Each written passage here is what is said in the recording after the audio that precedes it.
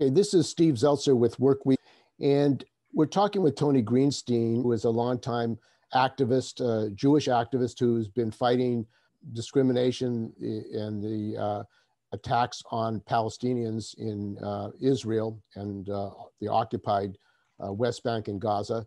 And he is also been active in the British Labour Party, where there has been a witch hunt against critics of Israel. And I wanted to talk to you, Tony, about, first of all, your history, how you got involved in this struggle, and what's been going on in Britain in relationship to those people who are fighting the Zionists in Israel.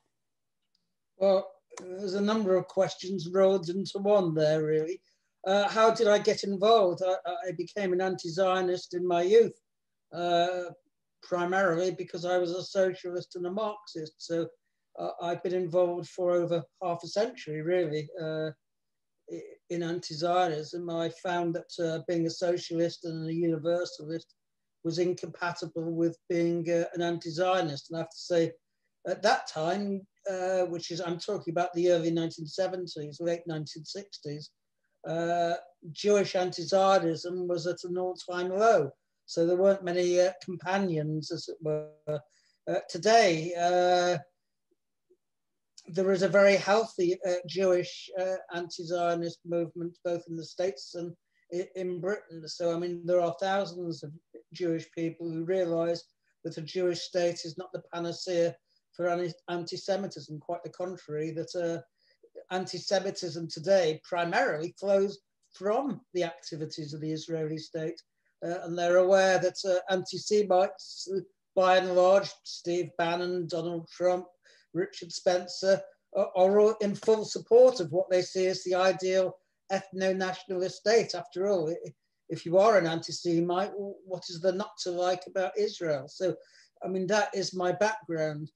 As regards the Labour Party in Britain, as you all know, in 2015, the first ever left-wing leader, certainly since the first leader, Keir Hardie, was elected to the leadership, a guy called Jeremy Corbyn, who'd been fairly outspoken in support of the Palestinians. And you immediately got a counter-reaction, as one could expect, from the right.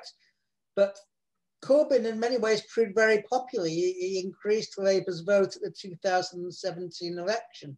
And it was clear to the right after that, if not before it, that attacking Corbyn on basic issues of austerity was not proving very popular.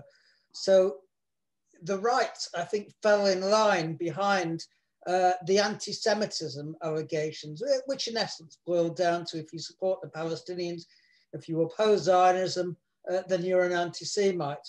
And I became the first Jewish victim of the anti-Semitism witch hunt, and I was expelled in 2018. But today, there are dozens of Jewish people who were suspended or expelled by Keir Starmer, who are Jewish on the grounds they're anti-Semites. In essence, say anything about Israel today in the Labour Party, and you will get witch hunted by people who have no concern for anti-racism when it comes to Black Lives Matter, racism against Black people, and so on. On the contrary, those who supported the scandal of Windrush, when Black British citizens were deported illegally to the Caribbean and the West Indies, those people who introduced what was called the hostile environment policy are also in the forefront of the fake anti-Semitism campaign. So that really is what it's about. And the Labour Party today is led by Keir Starmer, who's described himself as a Zionist without qualification in an interview with the Times of Israel. In other words, he's a racist without qualification. Starmer is also, if you've heard anything about the recent elections, local council elections, and the Hartlepool by-election, a parliamentary by-election last Thursday, he is incredibly unpopular because really he and the right have nothing to say. But that's it, if you like, in a nutshell, the background. And I'm a member of Labour Against the Witch Hunt, Labour in Exile, and the new Labour campaign for free speech, because there are now continuing attacks on anti-Zionist and dissident academics on campus who speak out about Zionism. They are, of course, accused of anti-Semitism, as is the norm. And how are they able to kick out or remove professors, academics who are critical of Israel, accusing them of being anti-Semitic? Well, so far they haven't been able to remove them, but there's one professor in particular, David Miller, at Bristol University, who specialised in examining Zionist lobby, the Zionist power structures, and their interconnections with other lobbies. And he's been under very fierce attack by the Union of Jewish Students, which is funded directly by the Israeli embassy. The Al Jazeera documentary, The Lobby, proved that with it beyond doubt. So there's been massive attacks on him, and 100 right-wing Labour and Tory MPs and peers, including the sole Green MP, Caroline Lucas, have signed a letter effectively calling for his dismissal. He hasn't been dismissed, but he's under investigation. But there are fierce calls for him from Tory MPs and the All-Parliamentary Anti-Semitism group for him to be dismissed. So theoretically, a university can dismiss him, but it has to be said, hundreds of academics have signed letters and petitions in his support. So it's an ongoing battle. It hasn't been resolved. Well, Al Jazeera, you said, did a documentary called The Lobby. What was that about? What did it show? Well, there are two documentaries. One concentrated on the Israel lobby, American AIPAC and so on in America. And there was a British one. The American one was never shown officially because Al Jazeera got nobbled by the Zionists, although Electronic Intifada obtained a copy, so it is available online.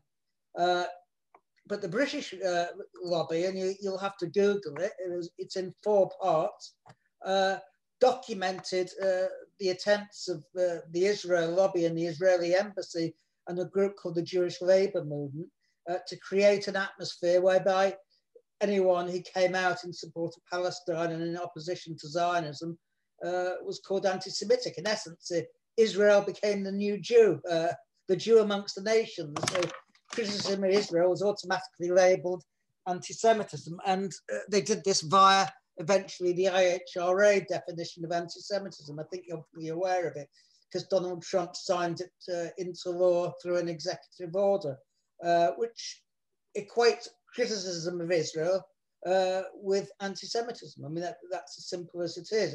It's an inherently contradictory, dishonest definition. You can look it up. It basically says if you call Israel a racist state, that in itself is anti-Semitic. Well, Israel is a racist state, so what it's saying is something can be true and still anti-Semitic. That's the irony, because it's redefined anti-Semitism. And if the Israeli government is directly involved in financing and organizing a political campaign in Britain against critics of Israel, isn't that illegal? And did Jeremy Corbyn take that up, the role of Israel in British politics? He did initially when the lobby was shown, but he dropped it pretty quickly. I mean, the problem with Jeremy Corbyn, he was incredibly weak. His whole strategy had been to appease the right, and therefore he went extremely soft over Palestine. He barely mentioned it for the first 2 years. Corbyn thought he could almost reach a deal with the Zionists, and he's quoted in a leaked report, which was eventually released, on what Labour staff had been doing and saying and subverting him. I mean, Corbyn's own office and Corbyn himself had called for the expulsion of people like myself, Jackie Walker, Ken Livingston, Chris Williamson, and so on. So Corbyn bought into the anti-Semitism narrative. They accused him of anti-Semitism, and he just kept denying that he was an anti-Semite and condemning anti-Semitism, not realizing that for Zionists, anti-Semitism has nothing to do with hatred or hostility to Jews. Corbyn did not get it. I mean, it's part of his reformist politics. And as you said, Trump is a big supporter of Israel, was a big supporter, a Zionist, his family, Kushner, and there's a history of Zionists working with right-wingers, in fact, supporting Nazis. What's the history of Zionism and support for right-wing and even Nazis? Well, it's a long history, isn't it? I mean, Zionism grew about. I mean, the Zionism was a reaction to anti-Semitism in the late 19th century. I mean, the first Zionist organization, the Lovers of Zion, was created in 1881 as a result of the Odessa pogroms. I mean, a wave of pogroms after the assassination of Tsar Alexander II. And the guy who formed it, Leo Pinsker, spoke about it. He said in his book, Auto Emancipation, he wrote that Judeophobia, because he was a doctor and he described it in medical terms, he said Judeophobia is a mental disease, and as such it is hereditary, because in those days mental illness was thought to be hereditary. Having been inherited for 2,000 years, it is incurable. Well, if you believe that a disease is incurable, what's the point of treating it? The only way you treat it is with palliatives to ease the suffering of the patient, but you can't cure the disease. And that was the view of Zionism towards non-Jews. They were inherently anti-Semitic. And why? Because Jews were strangers in other people's lands. I mean, A.B. Yehoshua, who's a famous Zionist novelist and poet, talked about Jews having abused their rights as guests in other people's hotels. They used their countries like hotels. So to Zionism, a Jew outside Israel is a guest. He's a stranger. He's not really part of it. So, I mean, Zionism stems from the basis that Jews belong in Israel. That's their natural home.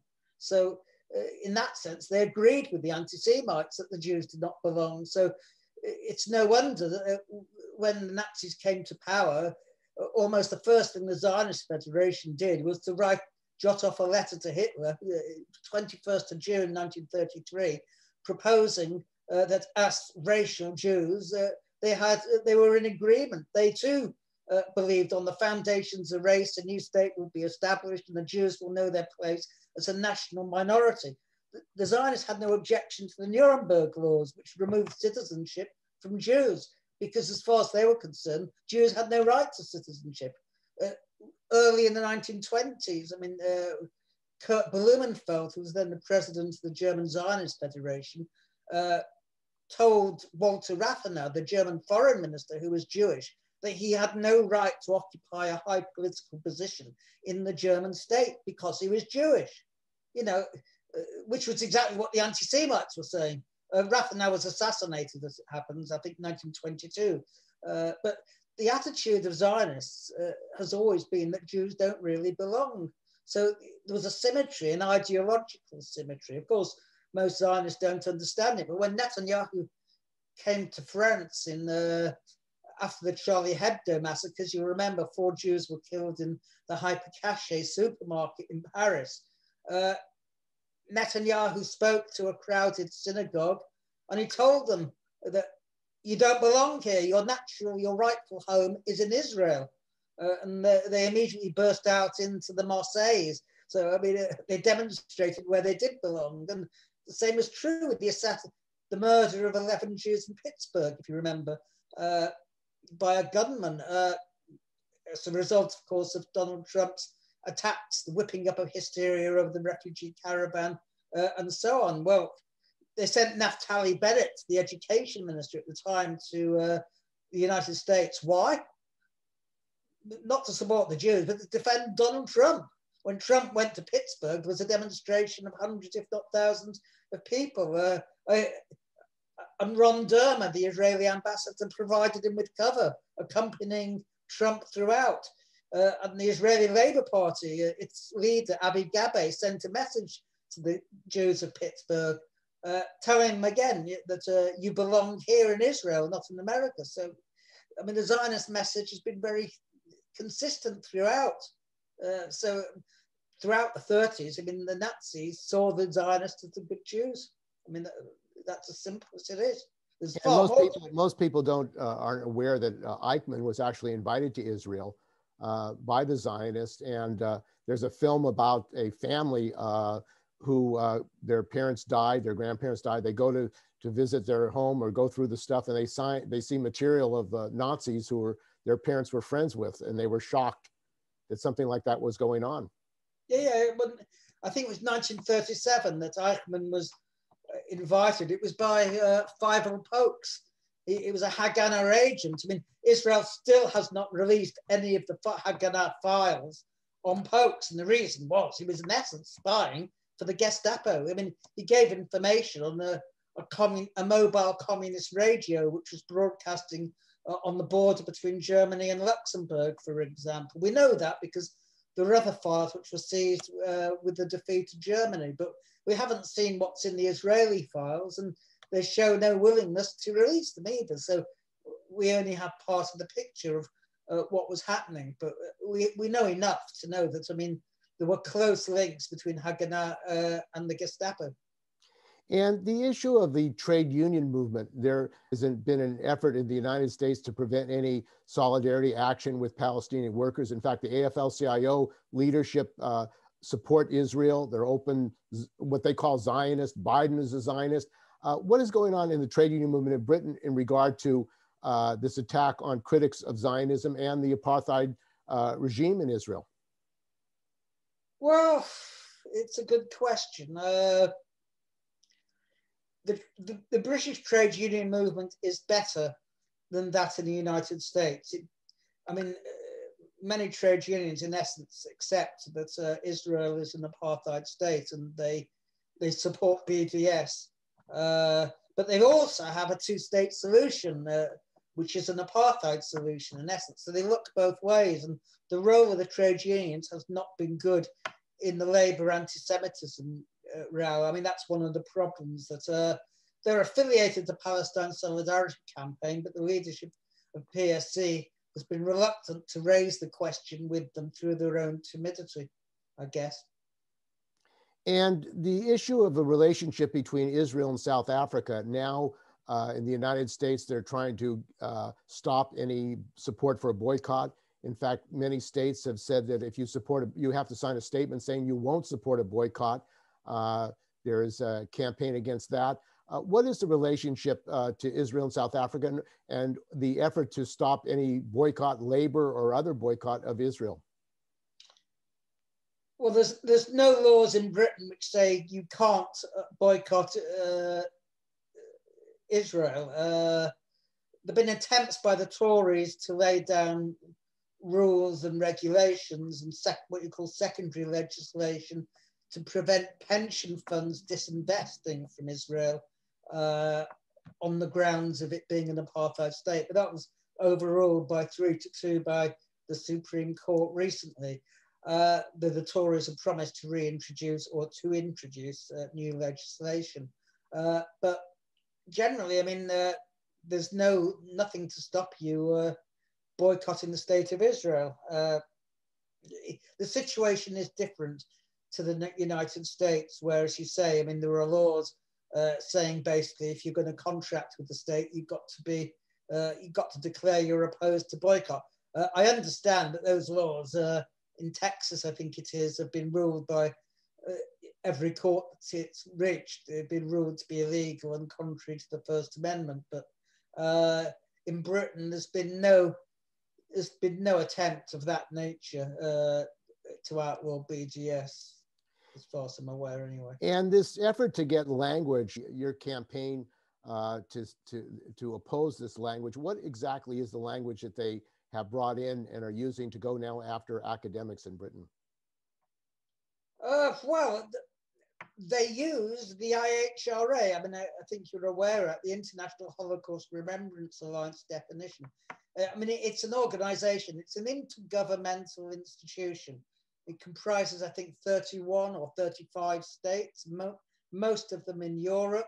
I mean, there's a whole history. There's a very interesting article by Jamie Werner-Steen, which has just come out, which basically shows that the IHRA organization itself is thoroughly corrupt, and the definition adopted in 2016 was just 38 words. Completely nebulous and useless definition, incidentally. But it was attached to it were 11 illustrations of anti-Semitism, and the Secretariat has basically rewritten the minutes of the meeting and is now claiming the 11 illustrations actually are the main body of the definition. So it's a completely controversial definition. But what I should say is in March this year, a new definition. The Jerusalem Declaration on Anti-Semitism was launched, signed by over 200 academics. It was written primarily by Jewish academics, both non-Zionist, Zionist, and anti-Zionist. But it's quite clear, and it's in 3 sections. It has a very short, sweet, and concise definition of anti-Semitism. And it states openly that to support boycott is not to be anti-Semitic, for example. To support different constitutional arrangements, including one state, is not anti-Semitic. So although there are many criticisms that can be made of it, it's infinitely preferable to the IHRA definition. And I think it should be promoted because it's about anti-Semitism. It's not about anti-Zionism, which is what the IHRA is. Although I say disagreements, because anti-Semitism, for the most part, is a marginal form of prejudice. Nonetheless, if you're going to have it at the centerpiece of your discussion, you may as well at least have a definition which talks about anti-Semitism and not support for the Palestinians. In relationship to the Labour Party, you say you were expelled from the Labour Party because of your criticism of Israel for being an anti-Semite, and that was supported by Jeremy Corbyn.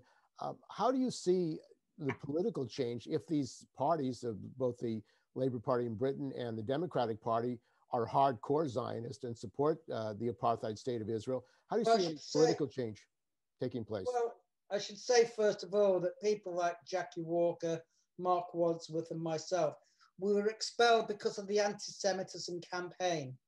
We were targeted by the Zionists. But when it came down to it, we were expelled for different things, like bringing the party into disrepute, for abuse of the right, and so on. They actually didn't accuse us of anti-Semitism because, of course, there was nothing they could pin on us. But it was part of that whole wave and campaign which existed. But look, I mean, if you're the establishment, if you're the right, if you're the neoliberal warriors in the Labour Party, you know, I mean, you can either campaign to make your own supporters poorer through austerity and neoliberalism, or you can cloak yourself in the mantle of opposition to anti-Semitism and give yourself a moral righteousness that you wouldn't otherwise deserve. And that's what's happened. I think we all know what the anti-Semitism campaigns have been about, and they haven't been about anti-Semitism.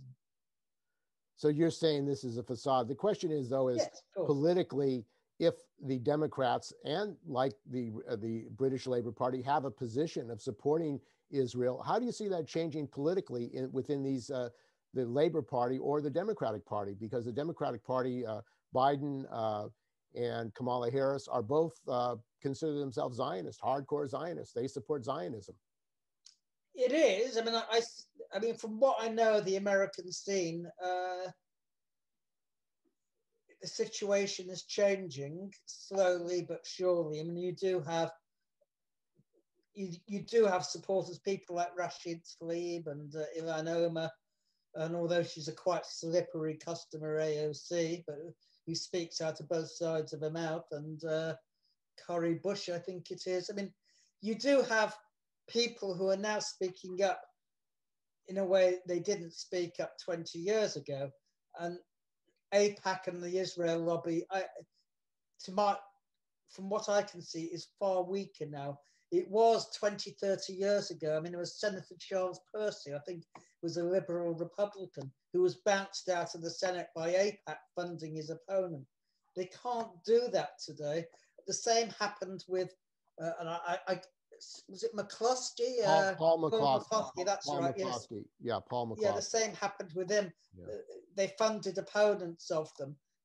Today, when they tried that with both Tlaib and Ilhan Omar and AOC, they got nowhere, did they? I mean, I think they have a real problem now. I think there's been a sea shift in public opinion about Israel. Support for Israel is an establishment narrative. It's not a popular narrative. And I think that's important. And also Israel is moving in a way politically to the far right in a way that didn't happen 20 years ago. We don't have the Israeli Labour Party. we don't even have the moderate Likud of, say, you know, I mean, Moshe Aarons was we would have thought of as on the far right, but compared to the creatures you have today, you know, Bezalel Smotrich, who openly says that, well, his wife doesn't want to share a maternity ward with an Arab woman because she's bringing into the world someone who's going to kill his child if he gets half the chance. You know, I mean, these are vile. I mean, these are Judeo-Nazis. I mean, they're not, you know, let's call them by what they are. I mean, or Itamar Gavir, whose alliance with Smotrich's party, Netanyahu acted as the midwife to that in order no far-right votes were lost. I mean, so he could well be part of the governing coalition. I mean, this was, you know, I mean, in 1988, Meir Kahan was ostracized and vilified in the Knesset. Today, Itamar Gavir is seen as a normal, respectable member of the Knesset. So, I mean, things have changed. Also in Israel, racism is to the fore. You have mobs chanting death to the Arabs. I mean, that's their favorite chant. So you can't hide these things indefinitely. People do become aware of it. And say you're getting, I think in America, just as in Britain, a growing coalescence of the right and the far right with Israel. And we saw that with the invasion of Capitol Hill, where you had neo-Nazis and their flags. 6 million wasn't enough, side by side with the Israeli flag. I mean, you know, I mean, ideology is coming into line with material circumstances, as Marx would have said. So I do think politically you're in a different ball game, and it is more difficult even for Biden to tolerate, you know, I mean, Israeli soldiers and police stamping with their boots inside the Al-Aqsa Mosque and firing stun grenades and God knows what. I mean, these things are not good optics. Well, the latest video of a settler saying that he was going to steal a home of a Palestinian, and if he didn't do it, somebody else would do it. Yeah, I've seen that one. Yes, yes. Is that he's being honest. He's being honest, of course. It's more difficult for them to get away because discrimination is more overt. The Labour Zionists were cleverer racists, whereas Likud and those to their right, they're more honest racist in the sense. They're open about it. They don't pretend. They want to Judaize Jerusalem. I mean, they make no bones about it, and they want to ethnically cleanse it. So, I mean, there's no dispute about that. Well, thanks for joining us on Work Week in Pacifica. We've been talking with Tony Greenstein, who is a longtime activist in the Labour Party and a critic of the apartheid state of Israel. So thanks for joining us. Okay, thank you.